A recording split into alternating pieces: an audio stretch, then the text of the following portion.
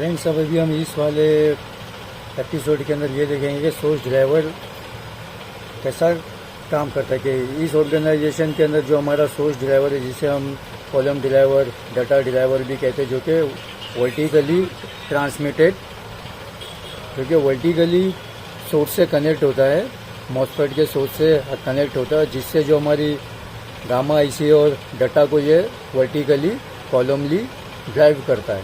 तो इसमें ये होता है कि टीएफटी के सोर्स से ये कनेक्ट किया जाता है वोल्टेज, गामा वोल्टेजेस और डाटा से, जो कि इमेज के अंदर आपको बता रहा हूँ। और ये जो चिप कंट्रोल करती है डाटा को टॉप से बॉटम की तरफ कंट्रोल करती है, जो कि सोर्स से जॉइंट है। ये इसको हम सोर्स ड्राइवर, इसीलिए हम इसको सोर्स ड्राइवर और कॉलम ड्राइवर कहते हैं। और टीकॉन जो होता है, वहाँ से ही वोल्टेज, गामा वोल्टेजेस और डाटा आते हैं, और डाटा जो कि कनेक्ट होते हैं सोर्स ड्राइवर से। ये इलेक्ट्रिकल लूप को कंप्लीट करने के लिए और टीएफटी लेवल का जो ड्रेन होता है उसको कनेक्ट किया गया है, और ड्रेन को स्टोरेज कैपेसिटी जो कि एक साथ एक वीकॉम वोल्टेज से कनेक्ट किया गया है, जो कि सबके लिए जो इसके ऊपर जो वोल्टेज होगा 6 वोल्ट, जो भी इसका वोल्टेज होता है वीकॉम वोल्ट, ज़्यादातर 6 वोल्ट होता है, वो इसके Vcom voltage are connect to the second conductive common electrode. ये देखो यहाँ पे ये सेकंड कंडक्टिव कॉमन इलेक्ट्रोड है, और फर्स्ट जो है आईटीओ कंडक्टर है।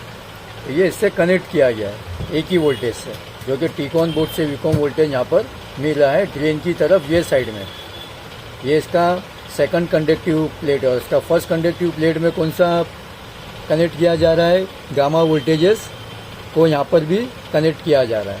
समझिए आप।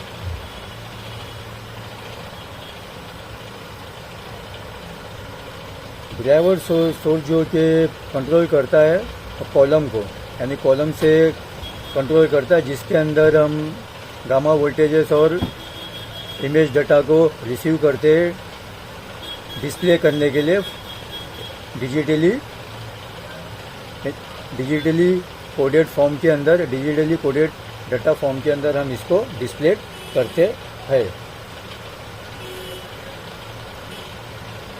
यानी इमेज डाटा को डिस्प्लेड करते हैं in the form of digitally coded data. अभी जो हमारा वोल्टेज फॉलोवर वोल्टेज जो होता है, बफर वोल्टेज फॉलोवर का काम क्या होता है, ये गेट ड्राइवर के अंदर के सिक्योरिटी को टीएफटी और स्टोरेज कैपेसिटी जो होती है हमारी, जो कि पैनल के अंदर होती है, इसको सेपरेट करना होता है और लोड को वोल्टेज के साथ सप्लाई करना होता है। और ओई जो सिग्नल इसके पहले मैंने बताया था, ओई का काम हर आउटपुट के एक्टिवेट टाइम को कंट्रोल करना होता है। हर एक लाइन के बाद जो लाइन आती है, इस लाइन पर जो डिस्प्ले पर इमेज बनती है, पहली लाइन के एक्टिवेट पर और इमेज के डाटा के कॉरस्पॉन्डिंग पर एक्टिवेट टाइम के साथ ये डिलीवर करते हैं।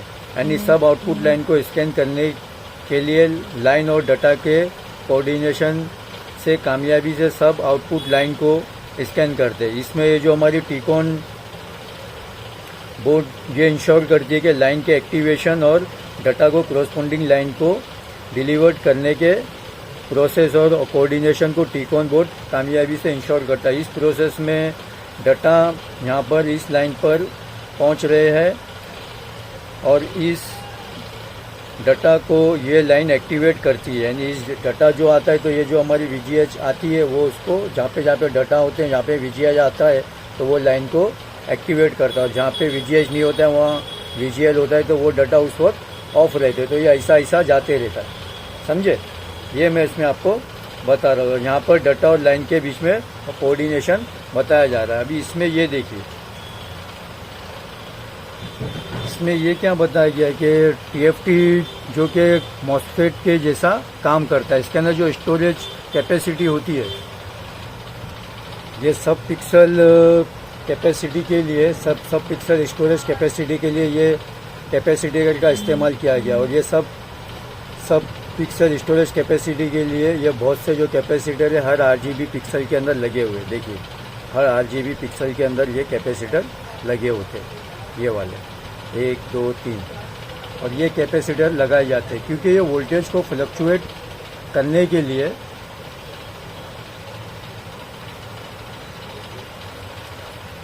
क्योंकि ये जो लार्ज कैपेसिटर है जो लोड लगाया गया है लार्ज कैपेसिटर का, ये वोल्टेज को फ्लक्चुएट करने के लिए होता है। अगर वोल्टेज डिवाइडर को डायरेक्टली कनेक्ट किया जाता है लोड से, समझे, वोल्टेज डिवाइडर को अगर डायरेक्टली कनेक्ट करते हैं हम लोड से, तो वोल्टेज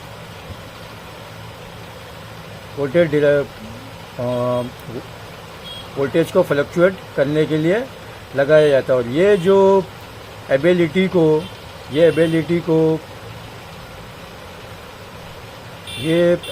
जो होती है वोल्टेज फ्लक्चुएशन की, इसको रखने के लिए जो भी वैल्यू रजिस्टर की होती है,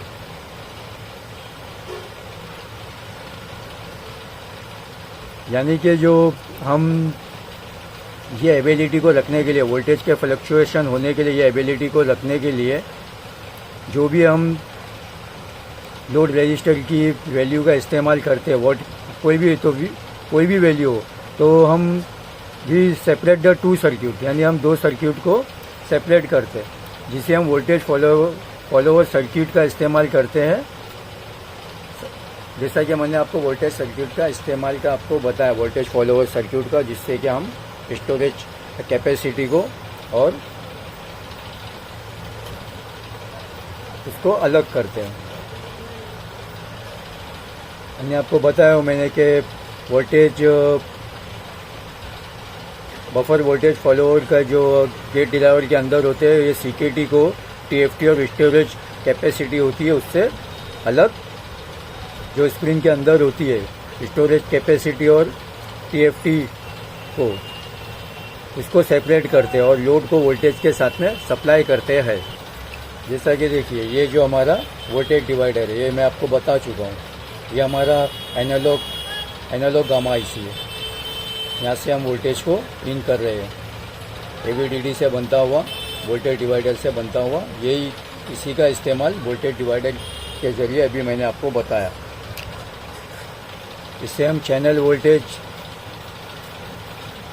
रेफरेंस जनरेटर भी कहते हैं, वोल्टेज और चैनल वोल्टेज बफर और TFT भी कहते हैं। अभी इसके सामने के जो भी मैंने वोल्टेज डिवाइडर इसके पहले जो इमेज में बताया, वो इस रजिस्टर की मदद से हम गामा के बाहर की IC के बाहर से ही बन जाते हैं ये वोल्टेज, और जो हम गामा IC के अंदर देते हैं। अभी समझो इससे बहुत सारे ओपैम होते हैं, अगर समझो 18+1 होगा तो 18 डेडिकेट फॉर गामा वोल्टेज, और वन ओपैम जो होता है 18+1 में जो ओपैम होता है वो प्रिजर्व किया जाता है वीकम के लिए। इसी तरह 12 ओपैम जो होते हैं गामा वोल्टेजेस के लिए होते हैं, डेडिकेट फॉर गामा वोल्टेजेस, और 1 जो होता है ओपैम फॉर रिजर्व फॉर, यानी एक ओपैम होता है वीकॉम के लिए। अभी ये जो लिक्विड क्रिस्टल मैंने आपको बताया, क्योंकि एक होता है सब पिक्सल स्टोरेज कैपेसिटी और एक उसके जो बाजू में पैरेलल में लगा हुआ था वो होता है लिक्विड क्रिस्टल कैपेसिटी। तो ये कैसा होता है कि ये मॉस्फेट के जैसा काम करता है। Storage capacitor in liquid crystal जो होता है वो भी एक कैपेसिटर ही होता है, तो वो मॉस्फेट के जैसा काम करता है। वो कैसा करता है, ये एक कैपेसिटर ही होता है। तो इसमें जो 2 कंडक्टिव प्लेट रहती है, अभी यहाँ पे देखो, यहाँ पे 2 कंडक्टिव प्लेट है,